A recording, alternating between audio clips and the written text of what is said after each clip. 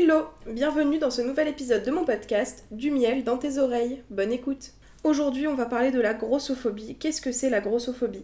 J'ai fait le plus de recherches possible pour vous apporter un podcast qui soit sourcé et qui se base sur des chiffres réels. Malheureusement, comme vous le savez, dès que ça touche les personnes grosses, c'est très compliqué et la plupart des études que j'ai lues se contredisent entre elles, donc je n'ai pas trouvé de chiffres béton sur lequel me baser. Donc je vais vous donner les chiffres tels que je les ai trouvés. Voilà, je ne pense pas que ce soit à chaque fois totalement exact parce que c'est très peu documenté, l'obésité est très peu documentée, la grossophobie est très peu documentée. Je n'ai pas trouvé tous les chiffres que je voulais malheureusement, mais j'ai fait les recherches au maximum pour essayer de vous proposer un podcast bien sourcé. La définition Wikipédia de la grossophobie, c'est « La grossophobie est l'ensemble des attitudes et comportements hostiles qui stigmatisent et discriminent les personnes perçues comme grosses ». La grossophobie, le mot est inspiré de fatphobia en anglais, et les deux mots sont construits pareil, donc avec le suffixe phobie du grec phobos, fuite, crainte, frayeur, qui veut dire exprime l'aversion instinctive, l'hostilité irraisonnée ou parfois l'absence d'infinité envers quelqu'un ou quelque chose. Donc non, le terme phobie, comme dans homophobie, transphobie, grossophobie, n'est pas utilisé pour parler de la peur, mais bien pour parler de l'hostilité envers une catégorie de personnes. Le terme grossophobie fait d'ailleurs son entrée dans le dictionnaire en 2019. Néanmoins, je dis que la grossophobie n'est pas la peur des gros, mais selon moi, elle reflète quand même beaucoup, chez beaucoup de gens, et notamment dans la grossophobie ordinaire, la peur de devenir gros. Cette peur est elle-même liée à la grossophobie environnante. N'oublions pas non plus que la grossophobie est un délit, donc subir de la grossophobie, par exemple au travail, est punissable, subir de la grossophobie de la part d'un médecin est punissable, et vous avez des recours face à ce genre de traitement. Donc vous n'êtes pas obligé de vous laisser faire, parce que ce n'est pas normal de subir de la grossophobie, et ce n'est pas légal de subir de la grossophobie, vous n'avez pas à subir ça. On va parler de plusieurs points, le plus gros selon moi c'est la grossophobie médicale. Ensuite viendra la grossophobie dans l'espace public, la grossophobie dans la recherche d'emploi et au travail, et la grossophobie ordinaire, familiale, reposant sur le dénigrement de la personne grosse, le harcèlement, les insultes, etc. La grossophobie médicale, qu'est-ce que c'est ? C'est le fait de subir de la grossophobie de la part de son médecin. La grossophobie tue, et quand on dit que la grossophobie tue, c'est parce que la grossophobie médicale tue. Il est très important de comprendre ça, parce qu'il y a beaucoup de gens qui ne le comprennent pas, mais parce qu'ils ne le savent pas. Quand un gros va chez le médecin, il n'est pas écouté pareil qu'une personne mince. Et la grossophobie tue parce que dans la plupart des cas, c'est pareil, j'ai trouvé pas mal de chiffres disant qu'il y avait tant de morts par an de grossophobie et que ces tant de morts étaient liés... qu'il y avait tant de morts par an d'obésité et que ces tant de morts étaient dans la grande majeure partie... dans la plupart des cas, c'était lié à un cancer.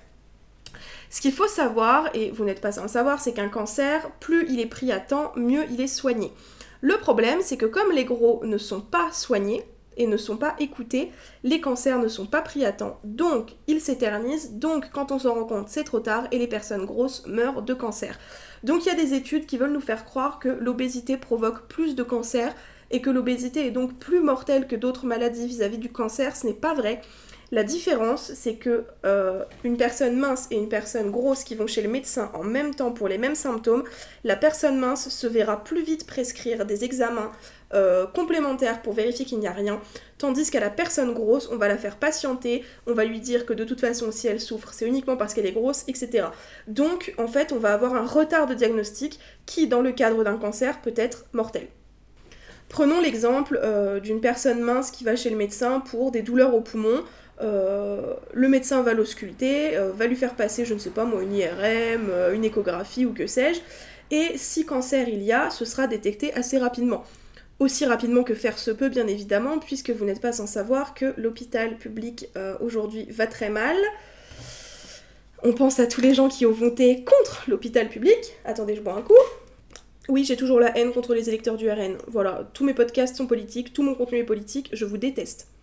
Si l'hôpital public va aussi mal, c'est à cause du gouvernement de droite que nous avons depuis un moment, et ça ne sera pas mieux avec un gouvernement d'extrême droite. Bref, Donc, une personne mince qui va chez le médecin parce qu'elle a mal au poumon se fait prescrire des examens, fait les examens, si cancer il y a, il est détecté, s'il est détecté, il est traité au plus tôt il est détecté, au plus tôt il est soigné, au plus tôt la personne mince peut continuer sa vie et ne va pas mourir.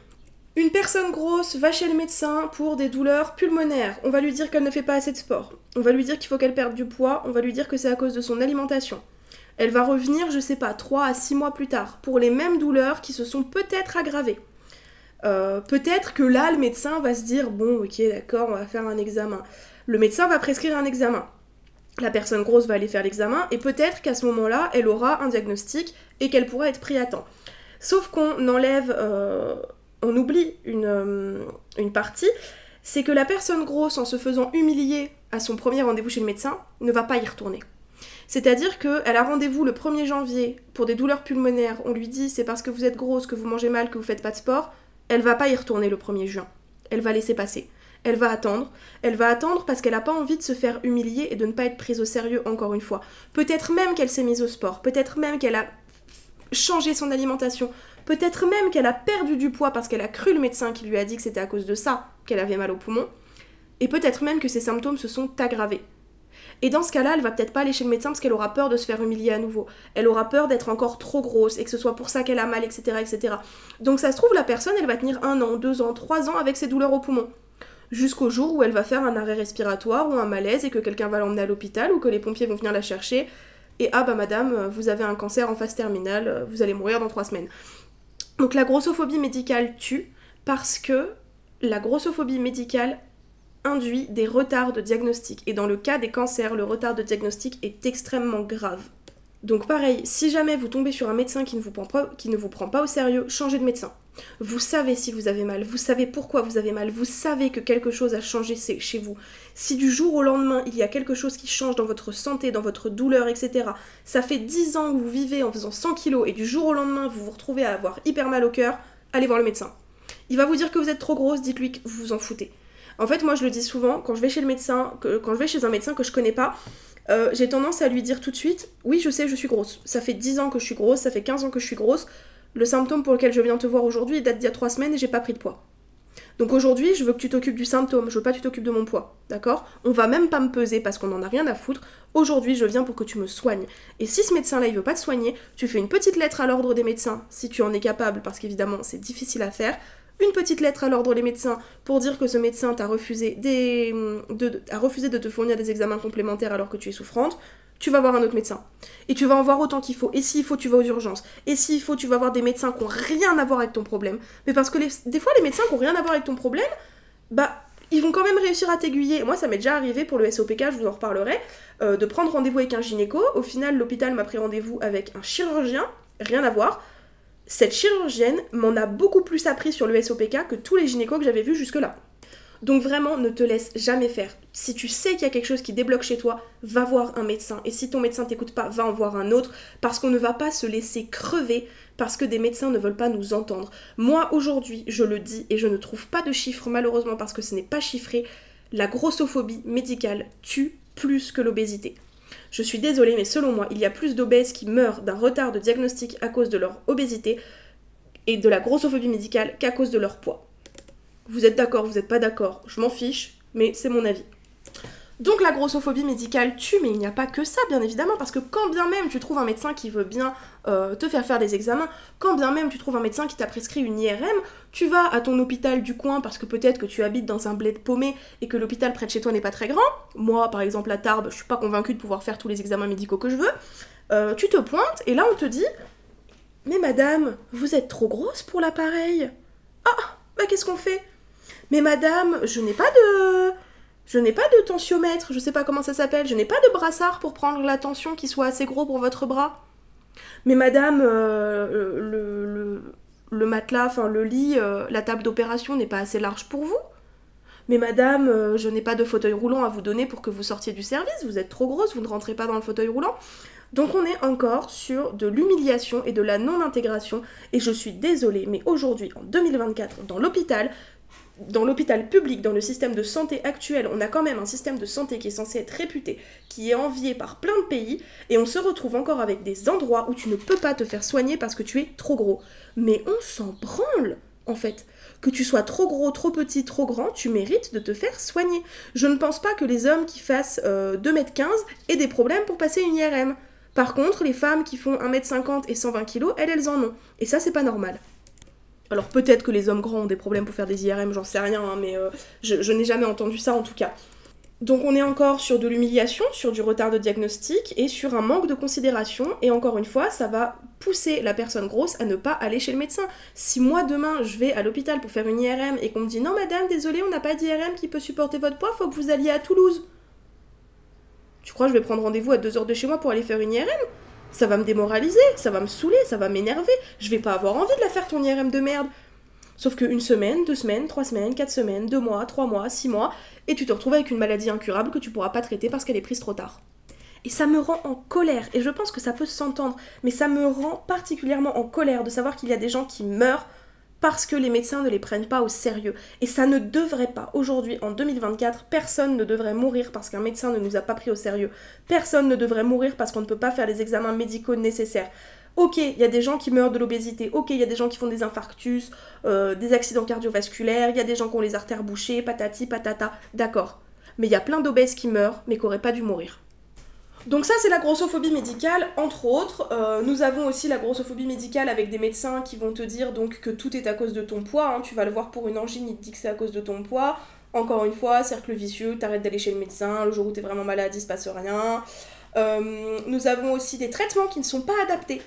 Et ça c'est très grave je trouve, parce que par exemple, exemple tout con, hein, mais quand j'achète un vermifuge pour mon chien, bah Roscoe il a un vermifuge qui est moins dosé que Odin. Pourquoi ? Parce qu'ils font 10 kg d'écart. Par contre la pilule contraceptive en France ou la pilule du lendemain, quand tu dépasses les 80 kg, tu l'as dans le cululu.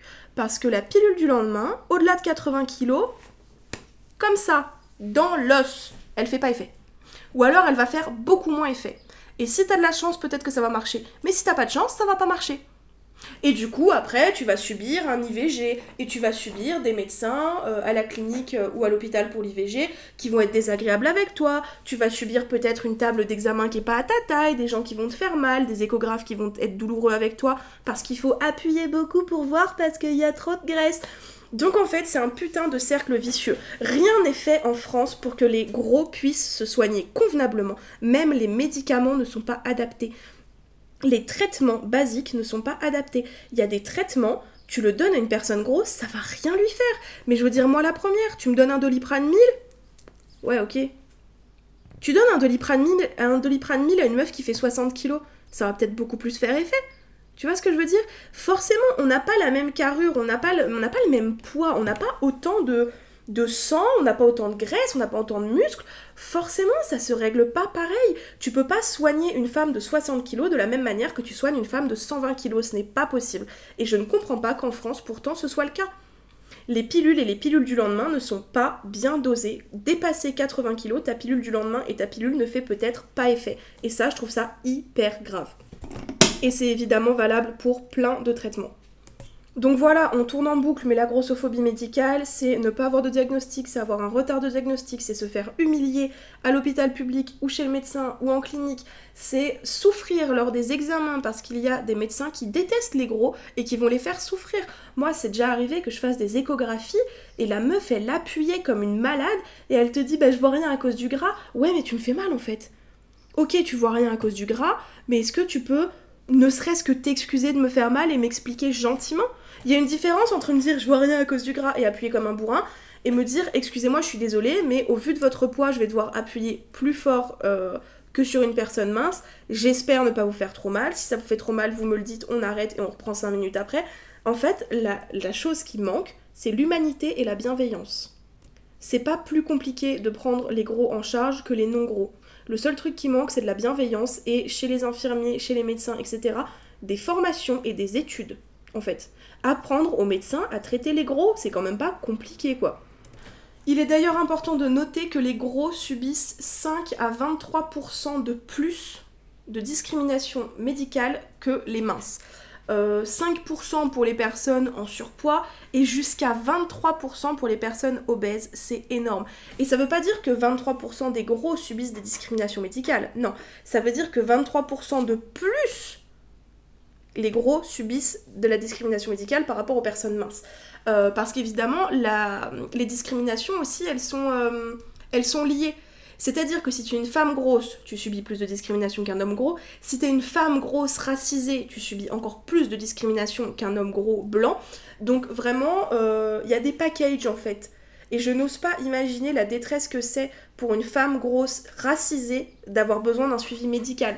Alors je ne vais pas parler de ce que c'est que le racisme médical parce que je ne le connais pas et que je ne l'expérimente pas, mais il y a sûrement plein de personnes qui en parlent très bien et c'est très intéressant, notamment le syndrome méditerranéen entre guillemets, qui laisse croire aux médecins qu'une femme noire ou arabe supporte mieux la douleur ou moins bien la douleur, mais bref, en gros, si elle se plaint, c'est rien. Soit elle se plaint, mais t'inquiète, elle est arabe, alors elle tient bien la douleur, donc elle peut tenir encore un petit peu. Soit elle se plaint, mais t'inquiète, de toute façon, elle est noire, alors elle supporte pas la douleur, donc elle pleure pour rien. Et on se retrouve encore une fois avec des gens qui malheureusement décèdent ou subissent des choses extrêmement violentes et extrêmement humiliantes sur le plan médical. Et je suis désolée, mais s'il y a bien un endroit en France où on ne devrait pas subir de discrimination, c'est l'hôpital et la médecine. Il est important aussi de savoir que près de 50% de la population française serait en surpoids ou en obésité, c'est énorme, c'est peut-être une personne sur deux, et je crois que c'est un enfant ou un adolescent sur quatre. C'est énorme, donc il y a des gens qui vont dire « Oh là là, mais c'est trop triste, il y a trop de gros ». Moi, ce que je trouve triste, c'est qu'il y ait autant de gros et qu'il y ait autant de grossophobie. C'est-à-dire que s'il y a autant de gros, au bout d'un moment, enfin, tu vois, s'il y a autant de gros, c'est peut-être qu'il y a une raison. Il n'y a pas autant de gros qui se sont réveillés un matin en se disant « Tiens, si je devenais gros !» Ça m'étonnerait. Donc peut-être que ça vient de l'environnement, peut-être que ça vient de l'alimentation, peut-être que ça vient de la culture ambiante en Occident, etc. Peut-être que c'est pas juste des gens qui se réveillent un matin en décidant qu'ils ne feront plus jamais de sport et qu'ils vont manger que des Big Mac. Après, je sais pas, je dis ça, je dis rien. Peut-être que je dis des choses extrêmement folles et qu'on ne pourrait pas croire. Mais bon. Pour continuer sur la grossophobie, selon RTBF, selon une étude réalisée au Canada, 67% des étudiants en médecine ont des stéréotypes sur leurs patients en surpoids. 67% des étudiants en médecine ont des stéréotypes sur leurs patients en surpoids. Est-ce que c'est pas énorme ? 67% des futurs médecins au Canada partent déjà dans le début de leur carrière en se disant « Oh, de toute façon, les gros... » Tu vois ce que je veux dire ? C'est énorme. Et les médecins, toujours au Canada, selon cette étude, passeraient 28% de temps en moins avec les patients gros. Les médecins traitants, donc les médecins généralistes, passeraient 28% de temps en moins avec les patients gros. C'est énorme. Ce qui prouve bien qu'un patient gros n'est pas pris au sérieux et qu'il y a plein de patients gros qui vont chez le médecin pour X ou Y raison et le médecin lui dit « De toute façon, c'est votre poids, 23 €, ciao ». C'est aberrant. Je suis désolée, mais moi ça me... J'étais en train de récolter des sources, j'étais en train de noter des trucs là tout à l'heure, et putain, mais la colère, la haine, la rage, la sidération de lire des chiffres pareils, quoi. Et d'ailleurs, 53% des femmes obèses interrogées rapportent des commentaires inappropriés de leurs médecins sur leur poids, et ça c'est une étude qui a été faite au CHU de Rouen. J'ai gardé les sources si jamais ça vous intéresse. J'ai vu des chiffres aussi comme quoi c'était 20% de plus chez les femmes grosses que chez les hommes gros, quelque chose comme ça. J'ai pas tout noté non plus parce je suis pas en train de faire un mémoire, mais voilà. Et il y aurait soi-disant 55 000 morts par an à cause de l'obésité. Et 3 à 6% des cancers seraient liés au poids, donc à peu près 2300 par an. Mais en même temps, on a des recherches qui nous disent, enfin des études qui nous disent que l'obésité causerait 180 000 morts par an et qu'il y aurait 160 000 décès dus au cancer chez les gros. Donc on trouve un peu de tout et n'importe quoi sur les chiffres français, sur les chiffres mondiaux, on sait pas trop.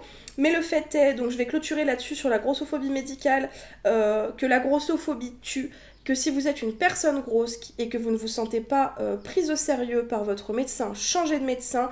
D'ailleurs, il me semble que l'association Gras Radical, il faut que je vous retrouve ça, je vous mettrai le lien dans le canal ou dans la description du podcast. Il me semble qu'il y a une association anti-grossophobie qui a fait un registre de médecins fat friendly, donc de médecins qui respectent les patients gros et qui les prennent au sérieux, classés par ville, par département, etc. Faut que je vous retrouve ce fichier là et que je vous le mette en description parce que c'est hyper important. Et j'ai le même fichier pour les gynécos et les sages-femmes safe, selon si vous êtes gros, si vous êtes trans, si vous êtes racisé, etc., etc.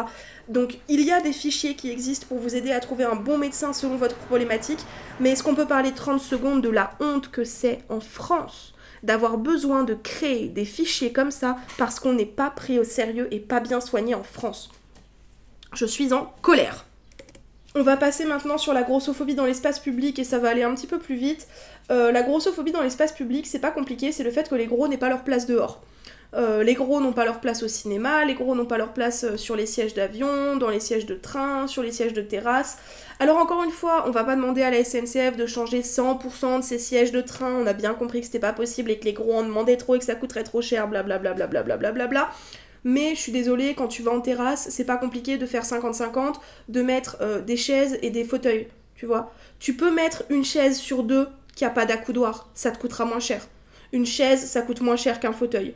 Donc oui, tu mets des fauteuils parce que c'est confortable, notamment pour les personnes âgées ou pour les personnes handicapées, de pouvoir céder de l'accoudoir pour se relever, c'est super cool. Mais tu peux aussi mettre des chaises, pour que les personnes grosses n'aient pas mal à cause de l'accoudoir. C'est pareil, c'est pareil dans plein d'endroits. Tu vois, au cinéma, pourquoi est-ce qu'on peut pas juste relever les accoudoirs? Ouh, on demande des trucs de fou. Relever les accoudoirs, mettre une petite vis, un petit vérin ou je sais pas quoi là, waouh. Tu vois, c'est des petits trucs comme ça, les gros ne sont pas acceptés dans l'espace public. J'avais fait un post il y a un certain nombre de... bien 2 ans je pense. J'avais accompagné quelqu'un chez un médecin, chez un addictologue et je ne pouvais pas m'asseoir sur les chaises tellement elles étaient petites. Les fauteuils étaient tellement serrés que c'en était douloureux de rester assise. Et je disais, mais putain, j'ai rendez-vous chez un addictologue, alors c'est pas pour moi, mais admettons que moi j'ai pris rendez-vous chez l'addictologue pour par exemple une addiction au sucre qui causerait mon obésité. Comment tu veux que j'ai envie d'aller voir ce médecin et d'être suivie par ce médecin alors que je n'ai même pas ma place dans sa salle d'attente? Les gros dans l'espace public, c'est aussi la représentation médiatique des gros, et ça c'est très important. Alors j'ai l'impression que ça se décante petit à petit ces derniers temps, mais doucement.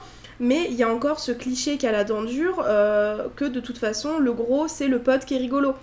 Dans la plupart des films, regardez les films où il y a des gros dedans, le gros, il est drôle et il est célibataire. Il plaît pas aux meufs, il a pas de meuf, il a pas de copine, il a jamais d'histoire d'amour. Il est jamais question d'un gros qui trompe sa meuf, qui se fait tromper par sa meuf, d'un gros qui a une copine, qui a des crushs, qui a des plans cul. Jamais le gros n'a d'activité sexuelle ou amoureuse. Par contre, il est drôle. Le gros, il est drôle, c'est un humoriste. Le gros, il est là pour être fun. Le gros, il est là pour vraiment... lui, il amuse la galerie. Je suis désolée, mais les gros ne sont pas des clowns. Et c'est un stéréotype qu'à la dent dure, parce que encore aujourd'hui, il y a des gens qui me disent, pas plus tard que ce matin, hein, oh là là, les gros, ils sont vraiment plus gentils que les minces. Hein. Non, il y a des gros, c'est des connards. Il y a des gros, ils sont aigris. Il y a des gros, ils sont pas drôles. Il y a des gros, ils ont une tête dans le cul. Il y a des gros, c'est des gros cons. C'est pas parce qu'ils sont gros qu'ils sont plus gentils que les minces. Mais ça, c'est un stéréotype qui découle du fait que, déjà que t'es grosse, essaye pas en plus d'avoir du caractère. Parce que déjà, être gros, c'est très peu accepté. Mais alors, si en plus t'es un gros qui ne fait pas tout ce qui est en son pouvoir pour être accepté, tu es une horrible personne. Tu n'as aucune valeur aux yeux de la société si tu es un gros qui n'est même pas drôle et gentil. Tu vois ce que je veux dire? Un mince qui est pas drôle et gentil, on s'en fout. C'est quelqu'un qui a du caractère, c'est quelqu'un qui est fort, c'est quelqu'un qui... Tu vois, dans un film, une pétasse, une femme, tu vois, les meufs qui sont décrites dans les films un peu pour ados, tu sais, elles sont en bande, comme ça, elles parlent mal, c'est les reines de la basse-cour. Elles sont méchantes, mais elles sont minces et elles sont belles, donc elles ont le droit d'être méchantes. Et ça, c'est des stéréotypes qu'on la dent dure dans l'espace public. Les gros ne sont pas pris au sérieux autrement qu'en étant le clown de base. Il y a très peu d'artistes gros, et dès que tu es une personne grosse, tout ce que tu fais devient politique. C'est-à-dire que moi, je suis une influenceuse mode, et moi, je suis une influenceuse qui est très politisée et qui est très militante, donc ça compte pas forcément. Mais admettons, demain, je sais pas, moi, je vois une influenceuse peinture qui fait des vidéos sur sa peinture, mais elle est grosse. Ça va tourner autour de son poids. Moi, je le vois, parfois, je fais des lives où je promène mes chiens.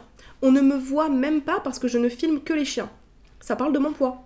Ça parle du fait que je sois grosse, ça parle du fait que je cours pas avec mes chiens, ça parle du fait que je me penche pas pour ramasser la balle, patati patata. Quoi que tu fasses, tout est ramené à ton poids. Donc en fait, le gros dans l'espace public n'a que pour rôle le fait d'être gros. Il n'a que pour rôle le fait de subir les discriminations, les moqueries, etc. Et à la limite, le fait d'être drôle. Il y a très peu de politiciens gros, il n'y a pas, à mon sens, de journalistes gros. Il y a très très peu de personnalités publiques grosses qui sont visibles autrement que pour leurs revendications vis-à-vis de leur surpoids. Voilà, donc il y a très peu d'acteurs gros qui soient vraiment connus. Enfin, je te mets au défi de me citer, je sais pas moi, 4 acteurs gros comme ça de tête là. À moins que tu sois un grand cinéphile et que t'aies l'habitude, moi, 4 acteurs gros, je te dis Shrek, Fiona et ses 3 gosses et c'est fini quoi. Et la grossophobie est liée évidemment dans l'espace public aux standards de beauté, parce que les standards de beauté aujourd'hui en Occident, chez les femmes, mais chez les hommes aussi, hein, c'est le fait d'être mince, d'être musclé. Donc forcément, on met ça en avant, parce qu'il faut que l'image doit être belle à voir, et il y a cette idée reçue qui est très commune, comme quoi une personne mince est forcément plus belle qu'une personne grosse. Bah je suis pas d'accord. Il y a des personnes grosses qui sont bien plus belles que des personnes minces. Et il y a des personnes minces qui sont bien plus belles que des personnes grosses, bien sûr, mais les goûts, c'est subjectif. Et moi, j'en ai marre de voir tout le temps des minces partout. Il y a plein de gros, pourquoi on les voit pas? On est censé être presque 50% en France. Ils sont où? Moi, je les vois pas, les gros. Pourquoi on les voit pas? Parce qu'ils se cachent. Parce qu'ils ne sont pas admis dans l'espace public. Donc on ne leur donne pas la parole en public, dans les médias, à la télé, etc. On ne leur donne pas la chance de pouvoir se déplacer en public, parce que l'espace public n'est pas fait pour eux, les trains, les trams, les bus, les terrasses de restaurants, etc., etc. Donc encore une fois, on est sur un cercle vicieux, on est sur des gros qui vont rester chez eux, qui ne vont pas aller chez le médecin, qui par déprime et par peur de ce qui se passe dehors et de l'exclusion qu'ils subissent, vont se terrer chez eux en fait. Et quand bien même ces gros-là voudraient perdre du poids, c'est pas en se terrant chez toi que tu perds du poids. C'est pareil à la salle de sport, tout le monde nous dit va faire du sport. D'accord, comment? Parce que moi je veux bien aller à la salle de sport, mais quand je vais à la salle de sport, je subis peut-être des moqueries, je subis peut-être la honte d'aller dans une salle de sport où il n'y a que des personnes minces et moi je suis là, je suis grosse, je sais pas ce que je dois faire, etc. Ça c'est quelque chose qui revient extrêmement fréquemment. Il y a énormément de gens qui me disent moi j'adorerais aller à la salle de sport, mais j'ai peur du regard des gens et j'ai peur des gens à la salle de sport. Alors j'ai déjà fait un podcast sur le regard des autres, mais je comprends cette peur d'aller à la salle de sport, parce que quand on voit un gros sur les réseaux sociaux faire du sport, les gens se moquent. Quand on voit une grosse faire du pole dance, qui est un sport extrêmement physique, les gens se moquent et la harcèlent sur son poids. Quand on voit une grosse faire un deadlift de malade et soulever, 300 kilos comme une reine, tout le monde se moque de son poids, alors que la meuf, elle a une force incroyable. Mais vu qu'elle est grosse, on se moque de son poids. Donc je comprends la peur d'être grosse dans le sport. Et je comprends cette peur parce que les marques de vêtements de sport ne font pas de vêtements de sport pour les gros. C'est très compliqué d'aller chez Decathlon et de trouver une belle tenue de sport en étant grosse. Et donc ça rejoint la grossophobie dans la mode, sur laquelle je pourrais refaire un podcast, mais ça on en parle en long, en large et en travers de la grossophobie dans la mode, et je trouve qu'on est déjà sur un épisode très long. Donc peut-être que je vais faire cet épisode en 2 parties, et que je garderai la grossophobie dans l'emploi, la grossophobie ordinaire et la grossophobie dans la mode pour un 2e épisode, parce que je trouve que sinon on va trop parler. Mais voilà, aujourd'hui on a parlé de la grossophobie dans l'espace public et de la grossophobie médicale, qui sont toutes les deux des grossophobies qui font que les gros vont se terrer chez eux, vont rester chez eux, ne vont pas sortir, et donc vont rester dans leur obésité entre guillemets, ne vont rien faire pour sortir de leur obésité, ne vont rien faire pour sortir de leur mal-être, parce qu'il faut pas oublier que c'est un cercle vraiment vicieux.